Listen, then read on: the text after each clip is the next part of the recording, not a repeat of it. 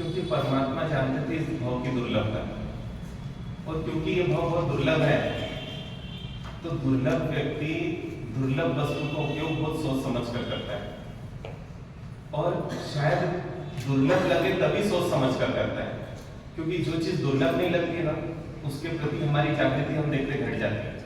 जो चीज दुर्लभ लगती है उसके प्रति जागृति दिलानी नहीं पड़ती है, अपने आप आ जाती है।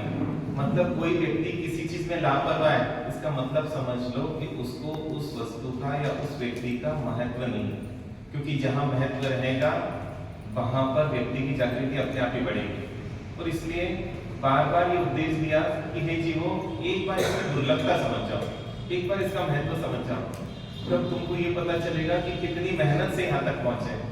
हमारी सबसे बड़ी विडंबना ये है, हम भूल गए कि यहाँ तक आने के लिए हमने कितने पापड़ बेले, कितनी बड़ी बड़ी यात्राएं की हैं, कितने संघर्ष किए हैं। और ऐसे ही होता है कि व्यक्ति ऊपर पर पहुंच कर एक बार वापस नीचे गिर जाता है। और यही इतिहास रहा है कि कई बार ये जीव एक इंद्रिय से चढ़ते चढ़ते चढ़ते चढ़ते ऊपर आता है, और फिर कुछ वापस से ऐसी गलती कर देता है कि वापस से वो एक इंद्रिय में चले जाता है। और यही पूरा अपना इतिहास है।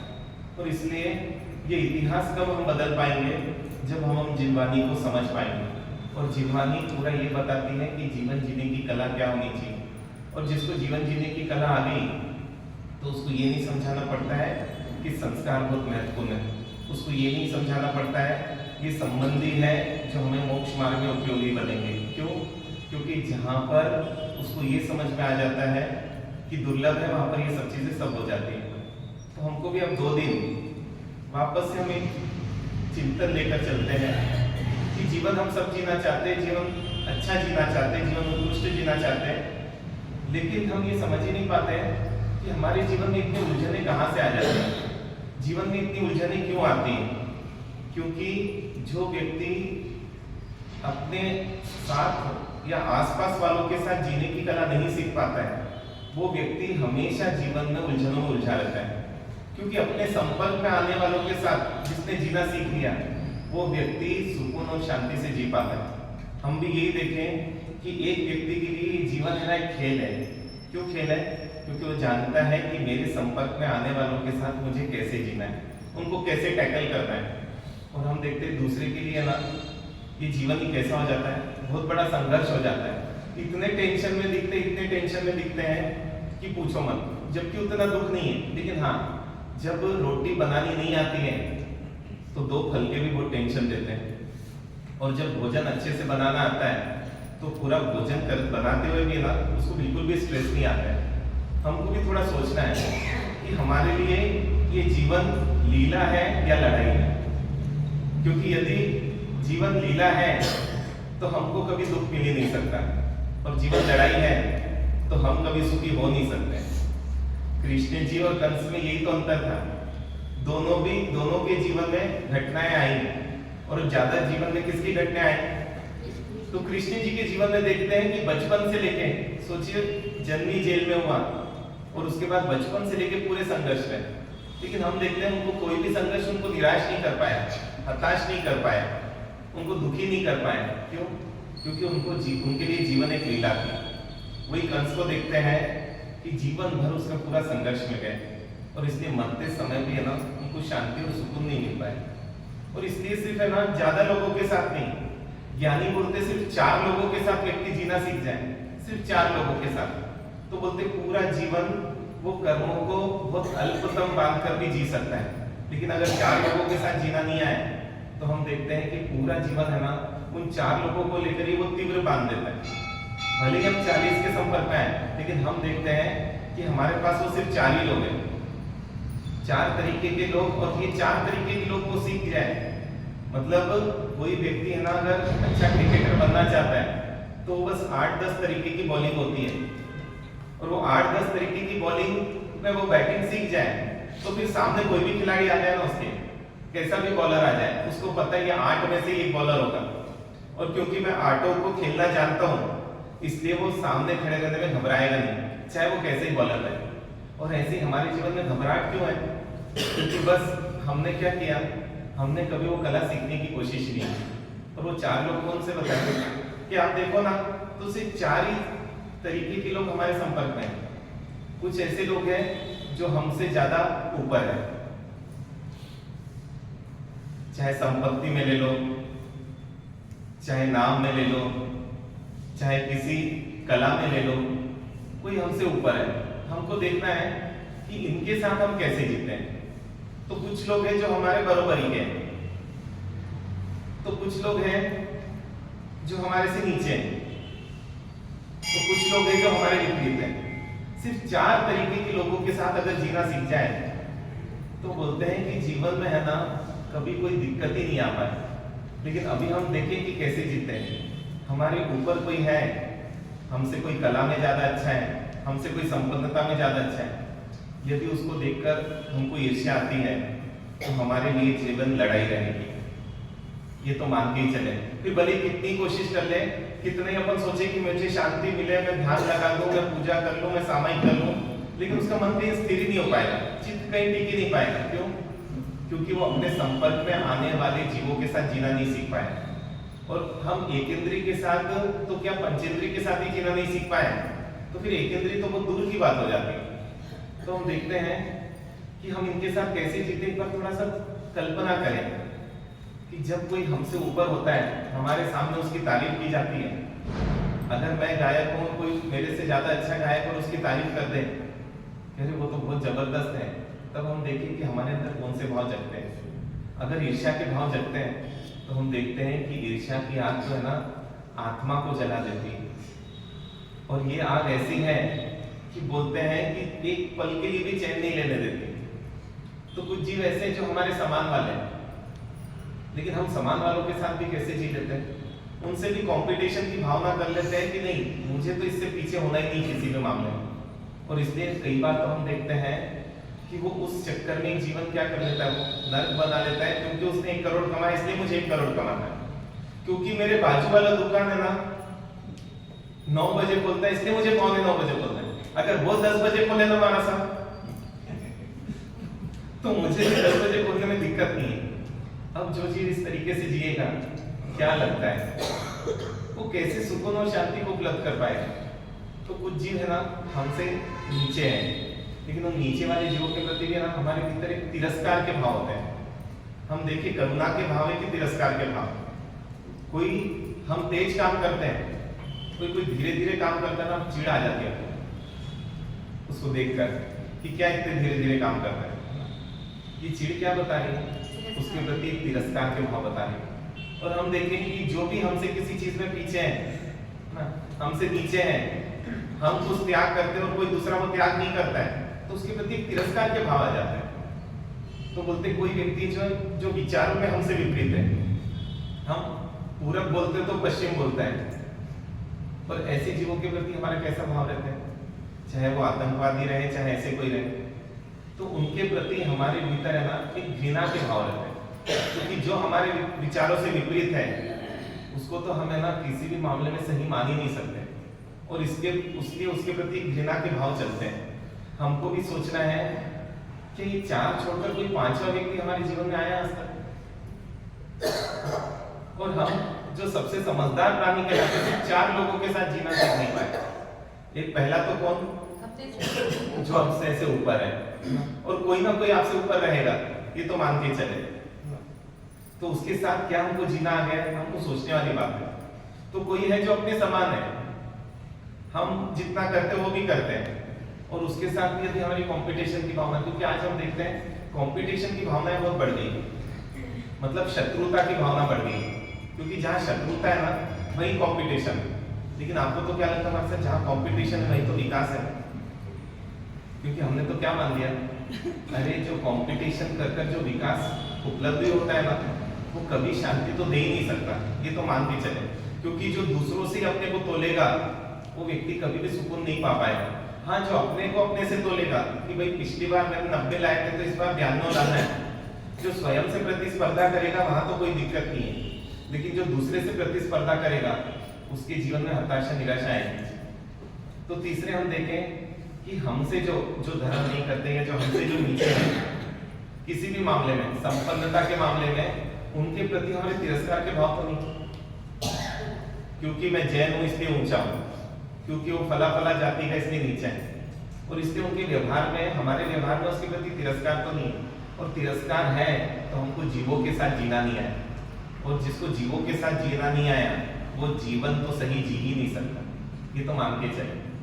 और इसलिए हमको ये सोचना है सिर्फ ये 4 लोगों के साथ यदि क्या हम जीना सीख सकते हैं, और बहुत आसान है। लेकिन हमने क्या कर दिया, संस्कार ऐसे डाल लिए बार बार उसका अभ्यास कर करके कि अब बहुत मुश्किल हो गया हमको वापस से पीछे लौटना। और इसलिए हम देखते हैं कि कई लोग तो है ना, मतलब दूसरों के सुख में सुखी होने की जगह क्या होता है, दूसरों के सुख से दुखी होते हैं। अब जो दूसरों के सुख में दुखी होगा कैसे शांति उपलब्ध होगी। इसलिए मैं बोलता हूँ एक बार खुद से पूछो, क्या सही में हम शांति पाना चाहते हैं? क्योंकि कोई लेना देना नहीं उस व्यक्ति से, लेकिन क्या है, बर्दाश्त नहीं हो पाता। इसलिए मैं बोला ना, मैं कभी गांव में गांव वाले की तारीफ नहीं करता हूँ, क्योंकि ये है कि हम कभी प्रशंसा भी किसकी पसंद कर लेंगे कि जो इस संसार में नहीं रहता, कई बार उनकी प्रशंसा है ना तो भी बहुत इजी हो जाती है, लेकिन जो है ना उसकी तो बहुत मुश्किल हो जाती है जी के लिए। एक बार एक मित्र ने अपने मित्र के घर फोन लगाया, और फोन लगाया और उनकी शादिका जी ने है ना उस फोन को उठाया। तो उन्होंने बोला कि कब हुआ? बोले क्या हुआ? तो बोले इतनी दुखद खबर है। बोले कौन सी दुखद खबर है? बोले क्या आपको पता नहीं है? बोले किस बात का पता नहीं है? तो बोलते कुछ गड़बड़ तो नहीं? बोले आपके पति कहाँ है? तो बोले वो तो बाथरूम में नहा रहे। अरे बोले अच्छा अच्छा। बोले क्यों, क्या हुआ? मैं समझा वो इस संसार में नहीं रहे। बोले आपको ऐसे क्यों लगा? बोले मार्केट में मैंने उनकी तारीफ सुनी। क्योंकि तारीफ भी किसकी होती है? हाँ, फिर तो एक एक जना खड़े होकर ना यहाँ पर है ना बताएगा कितना अच्छा व्यक्ति था। जीते जी कभी तारीफ नहीं हो सकती है ना, जीते जी तो पत्थर ही मिलेंगे। हाँ, मरने के बाद अब हमको कोई दिक्कत नहीं, क्योंकि अब उनकी तारीफ में हमारी तारीफ है। इसलिए हमें ना उन महापुरुषों की तारीफ करने में हमको कहीं दिक्कत नहीं, क्योंकि उससे हमारा भी सम्मान बढ़ता है। लेकिन हम देखें कि यदि है ना वो व्यक्ति उपस्थित हो तो बहुत मुश्किल हो जाता है उसकी तारीफ को वो करना। यही तो ईर्ष्या भाव है। और हम देखते हैं कि ईर्ष्या व्यक्ति को बहुत पीछे लाते जाती है, क्योंकि बोलते हैं कि जिसके जीवन में ईर्ष्या है उसके जीवन में कोई उपलब्धि कभी उसको प्राप्ति नहीं हो पाती, उल्टा जो उपलब्धियां है ना वो चले जाती है। और आज मैं देख रहा हूँ कि अपना समाज भी जो पिछड़ रहा है ना, उसका कारण ही ये है कि दूसरे को आगे बढ़ता देखना आज अपने बर्दाश्त के बाहर होते जा रहे हैं। लेकिन ये संस्कार जो अपन ने डाले ना, धीरे धीरे इन संस्कारों ने क्या कर दिया, हमारे घर को भी बर्बाद करने में कोई कसर बाकी नहीं रखी। क्योंकि आज घर में भी है ना, एक सगा भाई भी आगे बढ़े ना तो भी बर्दाश्त नहीं हो पा रहा है। हमने इस लेवल पर क्या करवा दिया, हमने बोल बोल के वो संस्कार डाला दिए, देख तेरे भाई को कितने अच्छे नंबर आते हैं, तुझे नहीं आते। हम उसके अंदर क्या भर रहे हैं? अच्छा क्यों भर रहे हैं? ताकि वो अपने भाई से दूर रहे, ताकि वो अपने भाई से कभी भी उसके निभे नहीं। वास्तविकता तो ये है, भले अपन नाम कुछ भी दे दे, ताकि वो दोनों कभी भी इंसान सुकून से है ना कुछ भी कर नहीं पाए, कुछ भी रह नहीं पाए। इसलिए तो अपन भाव करते हैं। नहीं तो आप सोचो ना, क्या बताने की जरूरत है, देख वो तेरे से आगे और तू उससे पीछे। क्योंकि ये भावना तो व्यक्ति के अंदर क्या भरेगी, क्योंकि दो भाइयों से मिले और आज तो बड़े हैं, दोनों का अलग अलग व्यापार है, दोनों का सब कुछ है, लेकिन वो बोलते हैं कि मारा साहब आज भी है ना मुझे बाकी कहीं से दिक्कत नहीं आती, बाकी सबको तो मैं मदद भी कर देता हूँ, लेकिन मेरे भाई को कुछ भी फायदा होता है, कुछ भी उसका वो होता है ना, आज भी मुझसे बर्दाश्त नहीं होता है। और उसका कारण क्या था कि बचपन में वो पापा बोलते थे जिसके ज्यादा नंबर आएंगे ना उसको गिफ्ट दूंगा। अब जिसको ज्यादा नंबर आएंगे उसको गिफ्ट दूंगा, तो उस चक्कर में क्या है कि भली मतलब वो बच्चा बीमार, बोले मैं बीमार था तो एक दिन इसलिए रोने लग गया क्योंकि अब मैं बीमार हो गया इसलिए पढ़ नहीं पाऊंगा, मेरा भाई क्या हो जाए, मेरा भाई मेरे से आगे बढ़ जाए। आज हम सही में महसूस करें कि आज एक भाई बहन भी एक दूसरे को आगे बर्दाश्त नहीं कर पा रहे। इतने इससे ज्यादा दयनीय स्थिति या इससे ज्यादा जीवन में संघर्ष की स्थिति और क्या हो सकती है, बर्दाश्त कर पाते हैं। लेकिन ये सब हमने क्यों किया? क्योंकि हमने विकास को है ना सफलता से देखा, विकास को हमने है ना किससे नहीं देखा?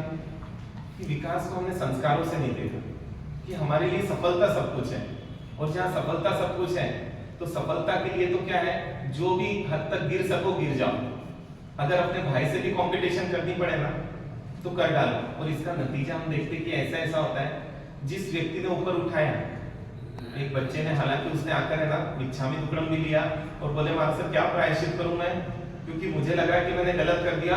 पापा ने सोचिए 20 साल का लड़का फिर भी उसको पीट डाला उस बात को लेकर, फिर उसने मार खाई भी, बोले गलती की। क्या गलती की? जिस व्यक्ति ने उसको मार्केट में बहुत ऊपर उठाया, उसी व्यक्ति को खुद नंबर 1 आने के लिए उसका पेमेंट अटकाने के लिए उसने पैसे दे दिए उस लड़के ने, कि उस व्यक्ति का पेमेंट नहीं होना चाहिए, क्योंकि पेमेंट नहीं होगा तो मार्केट में उसकी रिपुटेशन खराब होगी, और मार्केट में रिपुटेशन खराब होगी तो क्या है, मैं जल्दी से ना, हालांकि उसको फील हुआ, उसने आगे प्रायश्चित भी लिया, बोले अब मैं क्या करूं? बोले देखो इतनी बड़ी गलती कर डाली है अपन ने, क्योंकि जिसने आपको सबसे आगे बढ़ाने की कोशिश की, बेटा बेटा बोलकर प्रेम दिया, बोले उसको तो अभी भी पता नहीं हमारा समय मैंने ऐसा किया है, क्योंकि ये तो क्या है, मैंने तो उसको पेमेंट नहीं देने के पैसे दे दिए थे। बोले अब मैं क्या करूं, मुझे समझ नहीं आ रहा। बोला बस अब उसको कैसे आगे बढ़ा सकते हो तो बोले ठीक है महाराज साहब, उसको पेमेंट देने के पैसे देता हूँ। लेकिन फिर भी मुझे लगा उसके अंदर भावना तो थी कि मैंने गलत किया, इसलिए वो सोचा तो सही। हमारे अंदर भावना भी आती है कि हम गलत कर रहे हैं कहीं पर। आप देखिए कि दुर्योधन और पांडवों में यही तो अंतर था कि पूरे दुर्योधन के पास कोई कमी नहीं थी, लेकिन बस अपने से आगे वो किसी को भी बर्दाश्त नहीं कर सकता था। ये एक ही दोष ने क्या कर दिया, बाकी सब अच्छा था, सबको प्रेम भी देता था, सबका ध्यान भी रखता था। ऐसा माना जाता है कि 12 साल तक उसने राज्य इतने तरीके से चलाया कि लोग पांडवों को भूल गए, इतना सब कुछ दिया, लेकिन बस एक ही चीज, अपने आगे वो किसको नहीं बर्दाश्त कर पा रहा था, हाँ? बस अपनों को ही। और अपन भी देखिए अपनों को ही नहीं बर्दाश्त कर पाते, पढ़ाया बढ़े ना तो कोई दिक्कत नहीं, अपना आगे नहीं बढ़ना चाहिए। और यही धारणाएं क्या करती है, यही धारणाएं हमारे जीवन को नरक बनाए चले जा रही है। और इसलिए क्या करना वो सोचें, क्योंकि है ना, कम से कम मैं तो बोलता हूँ यहाँ तक तो आ जाए कि दूसरे की उपलब्धि में खुशी भी रहना सीख जाए, और खुश अगर रहना सीख जाए तो मुझे लगता है कि दुख की जरूरत ही नहीं पड़ेगी। क्यों? क्योंकि अपने आसपास कई आगे हैं, और हम नहीं बढ़े तो उन्हीं को देख देख कर क्या हो सकता है, खुश हो सकता है। लेकिन ये मानव की वृत्ति हो गई, और उसी वृत्ति के कारण है ना, वो कई बार तो खुद का घाटा कर कर भी क्या चाहता है, मुझे नहीं मिले। वही बचपन में देखते थे, वो पतंग टूटती थी तो सब बच्चे दौड़ते थे, और जब पतंग किसी एक बच्चे के हाथ में आ जाती थी तो बाकी बच्चे क्या करते थे पता है, क्योंकि मुझे नहीं मिली तो किसी को नहीं मिलना चाहिए। ये भाव ही नहीं क्या किया। आप सोचो नहीं, बचपन से वो चीजें दिखकर आ जाती है कि उसको मिल गई, वो सुख भोगे नहीं, वो कैसे सुख भोग सकता है, वो कैसे मेरी छाती पर मूंग डल सकता है, इसलिए मुझे तो क्या करना है। और इसी के कारण इस जीव ने भयंकर भयंकर कर्म बांधे। आप सोचे ना, क्यों गस्सु कुमाल को वो अग्नि भुगतनी पड़ी, क्यों उनके सिर पर अंगारे जले, और कब उन्होंने किया था ये कार्य, 99 लाख भव पूर्व। और सिर्फ क्या किया, क्योंकि सौत को बच्चा हो गया, सौतन को, और जब उसका नाम होने लगा, उसका सब ज्यादा ध्यान लेने लगे, उसकी तारीफ होने लगी, और वो बर्दाश्त के बाहर हो गई। और इसलिए कितनी क्रूर बना देता है व्यक्ति को ईर्ष्या, कि ये भी नहीं सोचता अपना भारत भी इसलिए हारा क्योंकि वो राज्य पर नहीं बैठना चाहिए गद्दी पर, इसलिए दुश्मन से मिलकर क्या करो, वो ये सोच ही नहीं पाए दुश्मन उसको तो हटाएगा, लेकिन दुश्मन किसको हटाएगा उसके साथ साथ, मुझे भी हटा देगा, ये अपन सोच कर नहीं पाते, क्योंकि है ना, ईर्ष्या बुद्धि को बंद कर देती है। और उन्होंने क्या किया, उन्होंने अब उसको सर में कुछ फोड़े फुंसी हो गए थे छोटे से बच्चे के, तो क्या बोलती कि अगर इसके सर पर अगर गरम गरम रोटी रखेंगे ना तो बिल्कुल वो ठीक हो जाएगा। और वो सौतन तो भोली थी ना, उनको बोला दीदी आपको जैसा ठीक लगे वैसा करो। और उसने क्या कर दिया, वो गरम गरम रोटी लगकर छोटे से बालक को है ना तड़पा कर मार दिया, और सोची कि 99 लाख भाव बाद में उनको क्या है, वो कर्म भुगतने पड़े। हम ये सुनाते या इसलिए है, भगवान ने हमको बताया इसलिए था कि ये जीवो चेत जाओ, जो अपने से आगे है उसके प्रति बहुमान लाने की कोशिश करो। उसके प्रति प्रमोद भाव लाने की कोशिश करो। और लेकिन वो चीज हमारे अंदर बहुत मुश्किल होते जा रही है, कैसे डेवलप कर सकते हैं इसको? क्योंकि हम भी पीछे रह जाएंगे अगर कोई पीछे होता हो तो। ये भावना आ जाती है। आता है कि एक व्यक्ति को साधना का भाव आया और साधना की, और साधना कर कर देव से कुछ मांगना था, और देव ने बोला मांगो जो मांगना है, लेकिन एक ही वरदान मांग सकते हैं। अब एक ही वरदान में तो बहुत दिक्कत, क्योंकि इच्छाएं जहां बहुत हो और आगे वाला एक ही मांगने बोले, तब तो बहुत सोचने वाली बात हो जाती है कि क्या मांगू। लेकिन वो भी क्या है, शायद पक्का व्यापारी होगा, अपने जैसा समझदार होगा, उसने बोला मैं बस एक ही चीज मांगता हूं कि मैं जब जब जो मांगू तब तक मुझे वो मिल जाए। तो देवता ने बोले इसने तो चालाकी कर दी, एक शब्द बोल के है ना, इसने तो क्या कर डाला, सब कुछ मांग दिया कि जब जब फिर जो मांगू तब तक वो मुझे मिल जाए। लेकिन देवता भी है ना, शायद उसकी फितरत को जानते होंगे, उन्होंने बोला तथास्तु। और इतने में तो वो नाचने लगा कि अब तो क्या है, मैंने सब मांग लिया, अपनी चालाकी पर खुश होने लगा। लेकिन कई बार है ना, चालाकी की खुशी ज्यादा देर टिक नहीं पाती। देख वो देवता बोलते लेकिन, वो लेकिन बोलते एकदम थम गया, नाचना बंद हो गया, बिल्कुल स्थिर हो गया। बोले लेकिन क्या? लेकिन बस इतना है कि तुम जब जब जो मांगोगे तब तक वो तुम्हें मिलेगा, लेकिन तुम्हारे पड़ोसी को दुगना मिलेगा। वो धन से जमीन पर बैठ गया। क्यों? पूरी साधना निष्फल हो गई, पूरी साधना बेकार हो गई। क्यों? क्योंकि आनंद ही किसमें? दूसरों से मेरे पास अधिक है उसी में तो आनंद है, दूसरों के पास जो नहीं है वो मेरे पास है उसी में तो आनंद है। और ये देवता ने तो क्या किया, चाल चल दिया कि क्या कर डाला। और उसने, कहानी तो पूरी ऐसी आती है वो कि उसने बंगला मांगा 1 मंजिल का, तो बाजू में बंगला बन गया 2 मंजिल का, और वो उससे बर्दाश्त नहीं हो पाया। तो उसने बोला ठीक है, मेरा नुकसान हो चलेगा, उसका भी नुकसान करके रहूंगा, और इसलिए बोला मेरी ये काम चली जाए। मतलब है ना, हम भी यही कर रहे हैं, बहुत अंतर नहीं है हमें। और ये घटनाएं इसलिए बताई जाती थी ताकि हम इन घटनाओं से कुछ सीख सके। लेकिन कितनी आश्चर्य की बात है, हम कभी किसी घटना से सीख पाए क्या? ये बहुत बड़ा प्रश्न चिन्ह है। अनुभव से तक जो सीख नहीं पाए वो दूसरों के उदाहरण से क्या सीखेगा? जबकि हम आसपास ये देखे भी जा रहे हैं, बोले भी जा रहे हैं कि आज कंपटीशन इतना बढ़ गया है कि मेरे से आगे नहीं बढ़ना चाहिए, और उसके लिए चाहे जो भी है ना कार्य किए जा रहे हैं ये देखने में आ रहा है। और सोचिए कि उसने तो बोला कि सामने कुआं कूद जाए, दुगुना कुआं उनके सामने कूद गया, और वो क्या है कि वो उसमें गिर गया। मतलब आप सोचो, उसने खुद को भी गिरा दिया, सिर्फ किसको गिराने के लिए? हाँ, और ऐसे भी है ना, किसी को गिराने के लिए पहले अपने को गिरना ही पड़ेगा, ये तो मान के चलो। क्योंकि अपन उठकर किसी को गिरा ही नहीं सकते, अपन गिरकर ही किसी को गिरा सकते हैं। और इसलिए बोलते हैं कि किसी को गिराने के भाव ही बहुत गिरे हुए भाव है। और ये भाव व्यक्ति को क्या करते हैं? ये भाव व्यक्ति के अंदर सामर्थ्य खत्म कर दे उठने का। और है ना, अच्छे अच्छे महापुरुष भी है ना इस चक्कर में आ गए कि वो अपने से ज्यादा दूसरे को बर्दाश्त नहीं कर पाए। लेकिन हम उन महापुरुषों का उदाहरण भी इसलिए बताते हैं कि हम उनसे भी जाग जाए कि भैया हमको ऐसे कार्य नहीं करते हैं। आता है ना, सी गुफावासी का आता है, स्थूलीभद्र जी का उदाहरण आता है। कहानी आप सबको पता है, इसलिए कहानी में अपन है ना बहुत समय नहीं लेंगे। कि कहानी तो ये बोलती है कि 4 साधु गुरु की आज्ञा से निकले, और एक ने तो चातुर्मास कहाँ किया।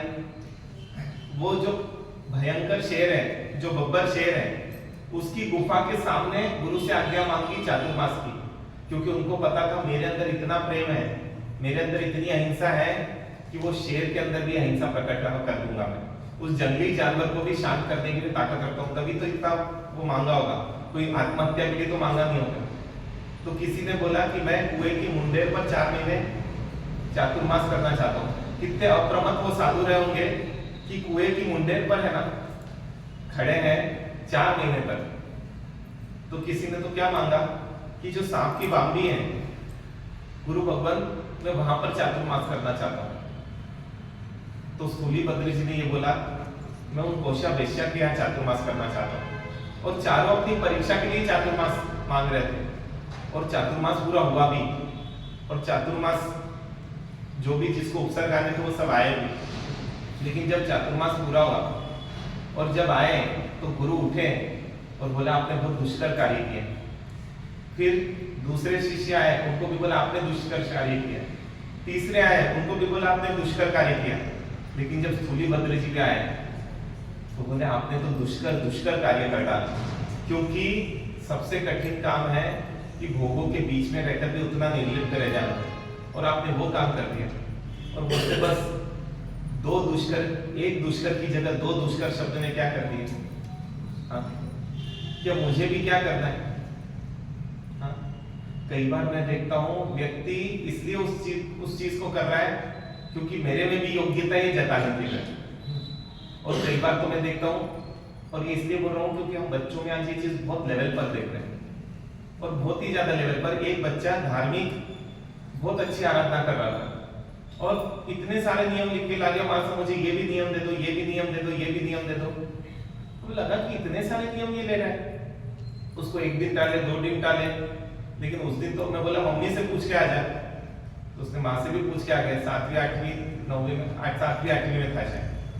फिर है ना आखिरी में एक दिन तो बोला मारा साहब आज तो आपको नियम दिलवाना ही पड़ेगा। तो फिर उस दिन वो वहीं रुक गया कि यहीं पे सो जाऊंगा मम्मी को बोलकर, और उसके साथ बैठा, समझने की कोशिश की इतने नियम क्यों। तो बाद में जब उससे बात करते गए तो समझ में, क्योंकि वो बोला मैं तो कभी इतने नियम के लिए क्या नियम के लिए नहीं बोलता हूँ, और ये इतने नियम की रुचि इतना क्यों दिखा रहे हैं, इतने तीव्र भाव को कब आ सकते हैं। कोई पूर्वजन्म के संस्कार हो या माहौल हो तो आ सकते हैं, माहौल बिना के कोई व्यक्ति को इतने भाव नहीं आ सकते।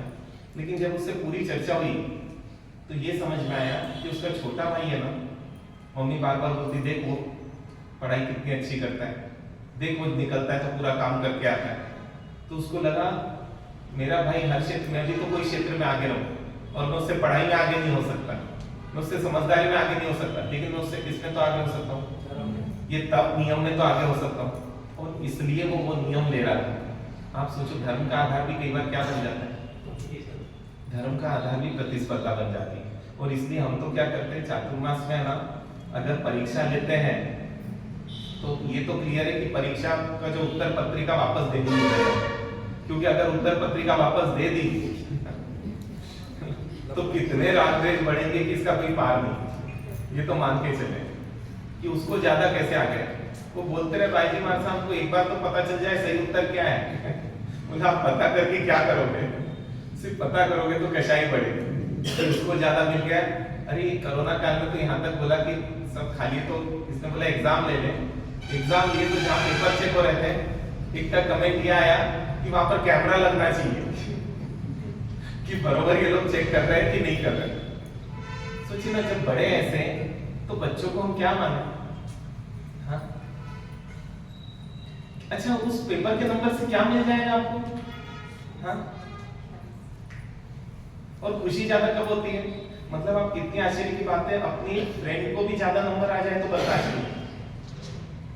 हालत तो यहाँ तक है। तो सोचो अपना मित्र कौन बचा, अपना कौन बचा, क्योंकि अपना तो ऊपर उठता है ना तो आनंद आता है। हाँ, दूसरा कभी ऊपर उठे तो हो सकता है कि आनंद कम हो जाए, लेकिन हम तो अपनों को भी क्या मान बैठे। और इसलिए मैंने एक बच्चे को ये पहचान देने की कोशिश की, तुमको जो नंबर आए तुम वो देखना, तुम्हारे दोस्त को कितने नंबर आए वो मत देखना। लेकिन उन्होंने बोला नहीं बात, ये पहचान नहीं ले सकता क्योंकि हम तो है ना खुद का देखने के बाद सबसे पहले वही देखते हैं, और वो पहचान नहीं लिया उन्होंने आखिर तक। उन्हें क्या दिक्कत है, आपको क्या लेना देना, आपको दोस्त को कितना भी आए वो बताना है, आपको बता देगा। नहीं, बिना देखे तो क्या है, रह ही नहीं सकते। बताइए इस व्यक्ति से कैसे आगे बढ़े कि वो दुष्कर जो बोला उन्होंने, और वो उसने इतना है ना उनकी पूरी साधना खत्म कर दी। सोचिए क्या रहे होंगे उत्कृष्ट मुनि की, शेर भी 4 महीने तक शांत रहा उतने एरिया में, उसने कोई भी है ना मांसाहार आदि का सेवन नहीं किया। उस शेर ने जो मांसाहार पर ही टिका हुआ है, वो क्षेत्र के बाहर जाता और क्षेत्र से अंदर आने के बाद उस क्षेत्र में वो कुछ भी नहीं करता हिंसक कार्य। इतना उस शेर को शांत बनाने वाला भी क्या हो गया, सिर्फ वो एक दुष्कर शब्द से इतना हो गया कि वो 8 महीने इंतजार करने लगे, अपना पढ़ी लेन में मन लगे, क्योंकि जहां ईर्ष्या आ जाती है वहां पर किसी में मन टिक ही नहीं सकता है। और इसलिए पूरे 8 महीने बस इंतजार करते रहे कि जैसे ही चातुर्मास चालू होगा मुझे तो क्या मानना है कि मैं भी जाऊंगा कोषावेश्या के पास और चातुर्मास करके बताऊंगा, क्योंकि ये तो आराम से रहो, गुरु उनको दुष्कर दुष्कर बोल रहे हैं। अरे वो सांप के बिंब पर रहे, वो कुएं की मुंडेर पर रहे, मैं सिंह की गुफा के पास रहा, लेकिन दुष्कर उनको बोल दिया। मैं भी करके बता दूंगा, बहुत दुष्कर कार्य नहीं। और एक नियम है, जो व्यक्ति दूसरे से ईर्ष्या करता है उसके उस गुण से उसका वो गुण नष्ट हो जाता है। ऐसे भी उदाहरण है कि वो उस गायक से ईर्ष्या करते थे और इनका गला खराब हो गया, क्योंकि वो गुण जो है ना वो उसके गुण जीवन से चला जाता है। आप सोचे ना, क्या वो सिंह गुफा वासी कोई मामूली साधु थे क्या? लेकिन फिर भी वो ब्रह्मचर्य गुण को टिका नहीं पाए। जैसे ही कोषावेश्या से मिले वैसे उनके भाव नीचे गिर गए। उनके भाव को नीचे गिरने का कारण वो कोषावेश्या नहीं थी, वो ईर्ष्या थी, क्योंकि वो भी वहां पर जाकर टिक कर रह सकते थे। और इसलिए गुरु ने ये भी देख लिया, पहले साधना का उद्देश्य समाधि था, अब साधना का उद्देश्य क्या है? हाँ, ईर्ष्या है। और इसलिए ना उन्होंने मना भी किया कि नहीं, आप वहां पर कोषावेश्या के पास चातुर्मास के लिए मत जाएं। लेकिन उन्होंने गुरु को किसी भी तरीके से मनाने की कोशिश की कि नहीं, मैं तो वहीं करूंगा इस बार, मैं भी अपनी परीक्षा लेना चाहता हूँ कि मेरा ब्रह्मचर्य कितना। उसने अलग अलग तर्क दिए।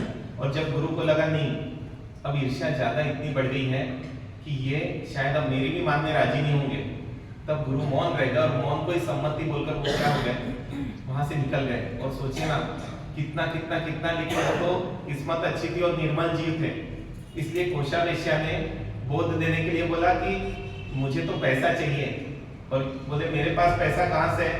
तो बोले जाइए नेपाल में, और नेपाल में रत्न कमल देते हैं वो साधु संतों को, और आप वहां से वो अगर रत्न कमल ला के देते हैं तो आपकी इच्छा पूरी हो सकती है। और पूरी कहानी बहुत समझने जैसी है, बहुत मार्मिक है। हमको तो सार पर आने से हम पूरे विस्तार से नहीं ले रहे उन भावों को, लेकिन सार तो इसका यही है कि वो तो फिर भी मुनि संभल गए वो कोषावेश्या के एक उदाहरण से। लेकिन हम इतने उपदेशों से भी क्या है नहीं समझ पा रहे हैं कि हमको हमारे समाज या हमको क्या किसी भी व्यक्ति को ऊपर उठता हुआ देखकर सिर्फ क्या करना है, सिर्फ आनंद के भाव लाने, प्रमोद के भाव लाने, खुश होना है कि देखो बहुत अच्छा है, बहुत अच्छा पुण्य किया था इसलिए आगे बढ़ा, बहुत अच्छी पुरुषार्थ किया था इसलिए आगे बढ़ा। लेकिन देखते हैं ना, बोले हमारे साथ कई बार तो ऐसी दिक्कत हो जाती है, आप बोलते सही में बहुत नंबर लाके कुछ नहीं, मेरे को भी समझ आता है, लेकिन क्या मेरी मम्मी को भी समझ आता है। लेकिन बोले मेरी मम्मी की फ्रेंड्स फोन करके पूछती तेरे बेटे को कितना है। अब क्या करें? बोले मम्मी है ना नॉर्मल होती है, लेकिन बोले वो 4 लोग क्या कर देते मम्मी को। हाँ, अब फोन करके पूछने की क्या जरूरत है? लेकिन हम पूछे बिना नहीं रह सकते, क्योंकि जिज्ञासा कितने आए उस चीज को। या अपने को भी ये पता है, अगर अपन 4 लोगों को फोन करके बोलेंगे कि मेरा बच्चा फर्स्ट है, और यदि उनका बच्चा भी पढ़ाई कर रहा है तो हो सकता है उसको खुशी नहीं हो, लेकिन हम तो क्या करेंगे? हाँ, क्योंकि दूसरों को जलाने में भी एक मजा है। ऐसे बहुत सारे काम तो मेरे ख्याल से जलाने के लिए करते होंगे। हाँ, क्योंकि अपन सोचे ना, घूमने जाते हैं और सेल्फी भेजते हैं, क्यों भेजते हैं? हाँ? जलाने के लिए भेजते हैं, देखो हम कितने मजे में हैं, घूम रहे हैं, तुम निकले क्या बाहर? मतलब अपन माने या नहीं माने, पीछे भाव वही रहते हैं। और इसलिए ना वो श्रावक जी ने बोला महाराज साहब प्रवचन में आप एक पचकान जरूर दिलाओ, कहीं पर भी घूमने जाए हमारी मनाही नहीं है। लेकिन है ना वो नहीं डाले, क्यों? क्योंकि बोले मैं जॉब वाला व्यक्ति हूँ, और मेरी फ्रेंड का जो पति है बोले वो है ना व्यापारी है, और बोलते इन लोगों को टूर मिलता है। अब टूर मिलता है तो वो जाते हैं, हर साल 2 बार तो मिनिमम चले जाते हैं, 2-3 बार तो। और क्या करती है वो वहां से? वो वहां से डालती है, और बोले वो जब डालती है मेरे है ना 3-4-5 दिन बहुत बिगड़ जाते हैं। वो बोलती है फिर शादी क्यों की?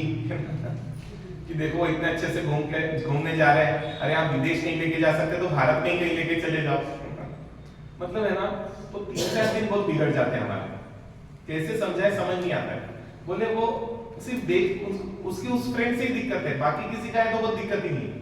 क्योंकि वो क्या कर रही है, अच्छे से घूम रही है, और देखो मेरे को तो घूमने ही नहीं मिल रहा है। कैसे रोके अपन इसको, आप बताओ ना।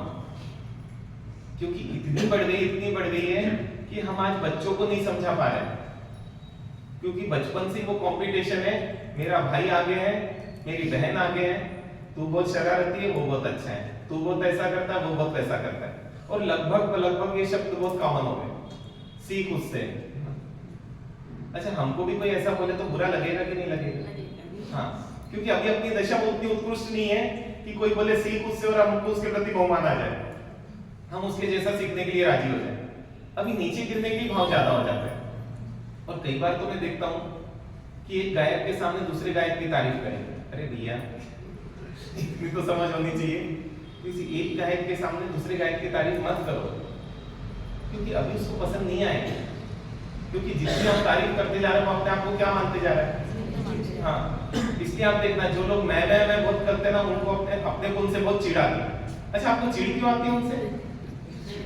अरे उसका मुंह दुख रहा है, उसकी ऊर्जा लग रही है, वो बोल रहा है, आपको सुनते हुए क्यों चिढ़ आ जाती है? इतना मैं बोलते हद होती है ना, मतलब हर चीज में मैं ये पूछ रहा हूँ, वो बोल रहा है तो आपको दिक्कत क्यों आ रही है? हाँ, क्योंकि वो जितना बोल रहा है कि देखो मैंने तो ऐसा किया, अच्छा हम नहीं करते हैं ना क्योंकि वो तो क्या बता रहा है, मैं करता हूं मतलब दूसरे नहीं करते हैं। हमारा सा समाज में मैं ही है ना मेहनत करता हूं, इसका मतलब क्या है? दूसरे नहीं करते, क्योंकि आप ये अर्थ निकालोगे उसका। और इस कारण से क्या है, हमको मैं बोलने वाले देखना बिल्कुल पसंद नहीं आता, इसलिए मैं बोलने वाले की तारीफ अपन कभी नहीं करते, जबकि उसको तो बस तारीफ के दो शब्द चाहिए, हाँ आप ही है जो कर रहे हो सब, इतना ही चाहिए। फिर तो देखो आप जो बोले वो मान जाएगा क्योंकि इस तारीफ में बहुत ताकत है।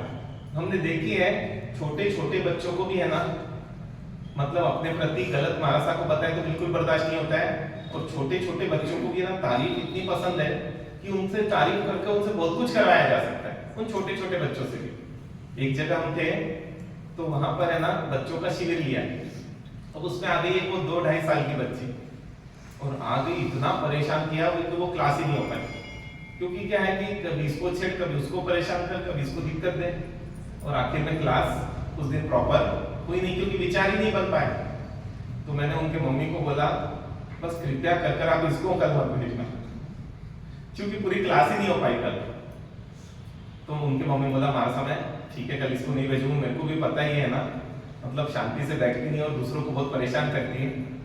और उन्होंने अगले दिन तो है ना उसको बोला, देख आज तुझे बिल्कुल भी नहीं जाना है ना, बोल दिया स्ट्रिक्टली। वो घर में थी, लेकिन क्या है कि जैसे ही मम्मी अंदर गई, क्योंकि पास एकदम पास में था, वो निकल कर पहुंच गई, और क्लास चालू हुआ, 10 मिनट हुआ था और वो बच्ची मुझे दिख गई, बोला हो गया और आज की क्लास भी पूरी गई। लेकिन इतने बता रहे आप लेट कैसे हो गए? और उसको बोला आप इधर बैठ जाओ, उसको थोड़ा पहले सबसे अलग बिठाया, और सही घटना है ना, उसको पहले अलग बिठाया, और अलग बिठाने के बाद बोला, फिर मैंने चालू किया, और जैसे वो हिली तो बोला, देखो ये बच्ची कितनी शांत बैठी, आप लोगों को सीखना चाहिए इस बच्ची से। फिर वो सीधी बैठ गई। फिर 10 मिनट बाद वो थोड़ा सा कुछ हुई तो बोला, सीखो कुछ तो सीखो, देखो ये बच्ची को। और वो पूरा है ना लगभग 1.25 घंटा अपनी जगह से हिली नहीं हुई। बाद में उसको ज्यादा गिफ्ट भी दिए, क्योंकि क्लास तो हुई कम से कम, लेकिन हर क्लास में 10 मिनट बाद में क्या करता था, हाँ सिर्फ उसकी तारीफ करते रहा, नहीं तो मुझे पता था आज भी वो क्लास होने ही नहीं देंगी किसी भी कीमत पर। फिर अगले दिन मैं पूछा, आपने बच्ची को भेजा क्यों? बोले महाराज साहब मेरे को भी पता नहीं कब निकल के आ गई, बोल दिया था कि इसको नहीं जाना है। नहीं तो ये बताना चाह रहा हूँ कि प्रशंसा में कितनी तारीफ है, प्रेरणा में कितनी तारीफ है। मैं बोल रहा हूँ आपको अगर ईर्ष्या हटानी ना, तारीफ करना सीखो। तारीफ में 2 फायदे हैं, एक तो है ना हमारे अंदर ईर्ष्या आप जल्दी स्थान नहीं ले पाएंगे, दूसरा हम दूसरों को आगे बढ़ाने में है ना मदद करेंगे, लेकिन हम तारीफ ही नहीं कर पाते। अरे जिसने चप्पल लाइन से जमा के रखा है, एक बार उनकी तारीफ तो करो, क्योंकि हमको भी पता है जिस चीज की तारीफ होती है ना वो चीज की निरंतरता बनी रहती है, जिस चीज की तारीफ नहीं होती है ना वो चीज मेंटेन रखना बहुत मुश्किल हो जाता है। आप देखो ना, जो चीज तारीफ है वो व्यक्ति तकलीफ कर भी सेट कर लेता है, और जिस चीज की तारीफ नहीं होती वो आसान भी है ना, तो उसमें व्यक्ति बहुत इंटरेस्टेड नहीं होता है। क्योंकि आज किसकी तारीफ है? हम देखते तपस्या की तारीफ है, सब साता पूछते हैं, इसलिए क्या है वो बच्चा मासक शमन भी कर लेता है। हम देखते हैं बच्चों में कितना क्रेज है। मेरे को लगता है बच्चोों को है ना धर्म मतलब यही लगता है, मासा एक बार इच्छा अठाई करूं, एक बार इच्छा मासक शमन करूं, ये इतनी इच्छा क्यों जगी उनके अंदर? हाँ, न सेवा की इच्छा जमी, न सहयोग की इच्छा जन्मी, न सहनशीलता की इच्छा जन्मी, है ना। जबकि अपन देखें कि बहुत जबरदस्त सहनशीलता चाहिए यदि किसी को उपवास करना है तो इतनी इच्छा कैसे जग गई? हम सोचो 5 साल का 6 साल का बच्चे ने मासिक शमन कर लिया, क्या ताकत, लेकिन ये हुआ कैसे? प्रशंसा से, है ना। लेकिन क्या हम कभी किसी की तारीफ करते हैं? 24 घंटे देते हैं, मतलब है ना, गलती हुई तो तुरंत बोलेंगे। जैसे कल इतना अच्छा कार्यक्रम हुआ तो जो भी कार्यकर्ताओं ने उस कार्यक्रम को सफल बनाने की कोशिश की, आपने हमको तो आके बोला बहुत अच्छा हुआ, लेकिन आपने उनको जाकर बोला हाँ? अच्छा क्यों नहीं बोला? क्योंकि उनका तो क्या है, कर्तव्य है।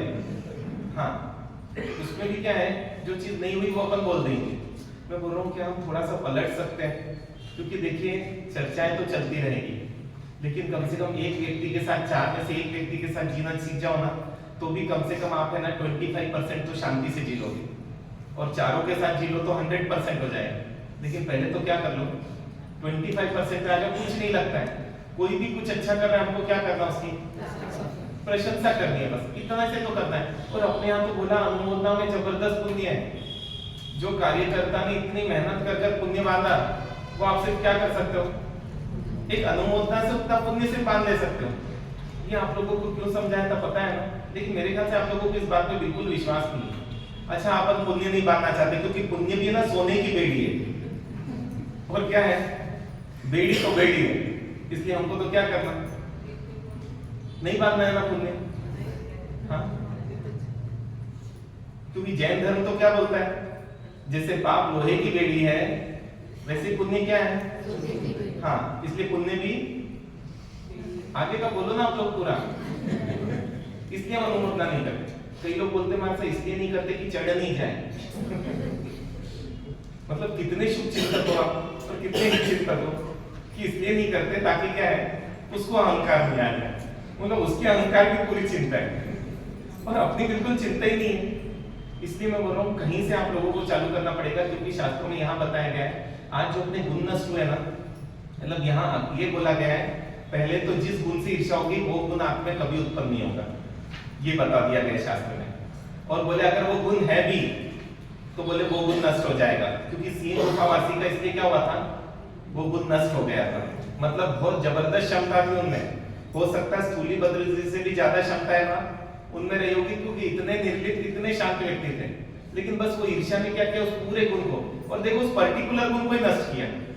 अगर आज अपने कोई गुण नष्ट हुए हैं तो आप देखो उसका कारण मेरा उस क्षेत्र में जो आगे है उससे ईर्ष्या तो नहीं था, क्योंकि हम अपने पांव पर अपने हाथ से क्या कर रहे जा रहे हैं, कुल्हाड़ी मारे चले जा रहे हैं। और तो और बोलते हैं कि भवांतर में भी है ना, अब वो गुण उसके लिए बहुत दुर्लभ हो जाएगा। इसलिए आप लोग सोचो कि कहाँ तो हम गुणों के विकास के लिए सब साधनाएं कर रहे हैं, और कहाँ वो गुणों के विकास को अटकाने के लिए हम दिन भर क्या प्रयास करते रहते हैं, ये चीज चलते रहती है। तो क्या हो सकता है पॉसिबल, ऐसा हो सकता है कि हम दो लोगों में कंपैरिजन नहीं करें? हम तो बिना कंपैरिजन की कोई बात ही नहीं करते। दो बच्चे तो कंपैरिजन करेंगे, देवरानी जेठानी तो कंपैरिजन करेंगे, दो समाज है तो कंपैरिजन करेंगे।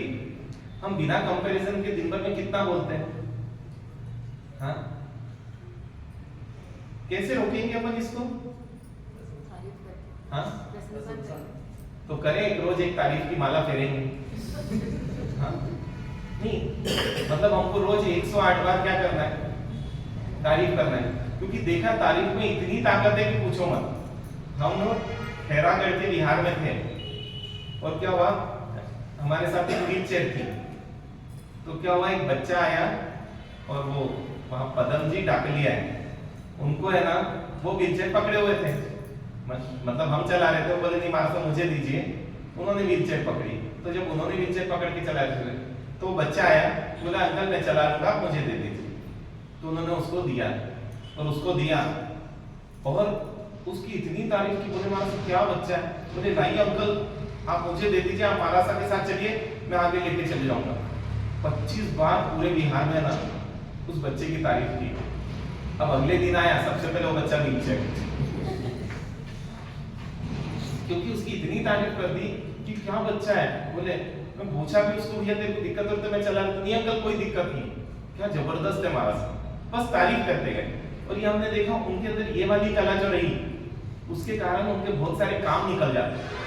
अरे आप सोचिए कि ऐसे ऐसे है ना, रास्ते में वो लोग सोए हुए थे, पूरा टेंट बंधा हुआ था, और टेंट बंधा हुआ था, हम उसके दरी पे से तो जा नहीं सकते, तो उनको कुछ गौशाला दिखाने के लिए पीछे से ले जाना था।